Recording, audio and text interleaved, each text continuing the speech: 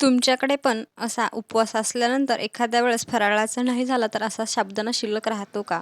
तर बनवा मग उपवासाचे पापड. तर त्यासाठी एक बटाटा इथे मी खिसून घेतला आणि 1 वाटी साबुदाणा. तर इथे मी गॅसवर गरम करायला पाणी ठेवलेलं होतं. पाण्याला छान अशी उकळी आलेली आहे.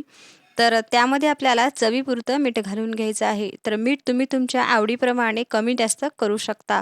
पूर्णपणे तुमची आवड आहे. त्यामध्ये आता आपण बटाटा खिसलेला टाकून घेऊया. 2 ते 3 पाण्याने स्वच्छ असा धुवून घेतलेला आहे आणि बटाटा टाकला की लगेच आपल्याला साबुदाणा टाकायचा आहे आणि साबुदाणा आणि बटाटे टाकलं की लगेच त्यामध्ये चम्मच फिरवून घ्यायचा म्हणजे ते खाली चिटकत नाही आणि सतत असं शिजेपर्यंत ढवळत राहायचं म्हणजे ते बुडाला चिटकत नाही. तर आपलं एक 5 मिनिटाच्या नंतर छान असं घट्टसर आळून आलेलं आहे. पापड्या करण्यासाठी तयार आहे. तर इथे मी कापड अंथरलेलं आहे आणि त्यावर अशा पळीपापड्या टाकून घेतलेल्या आहेत. उपवासाचे साबुदाणा पापड आपल्या इथे रेडी आहेत. शीतल रेसिपी या चॅनलला सबस्क्राईब करा आणि शेअर करा व्हिडिओ.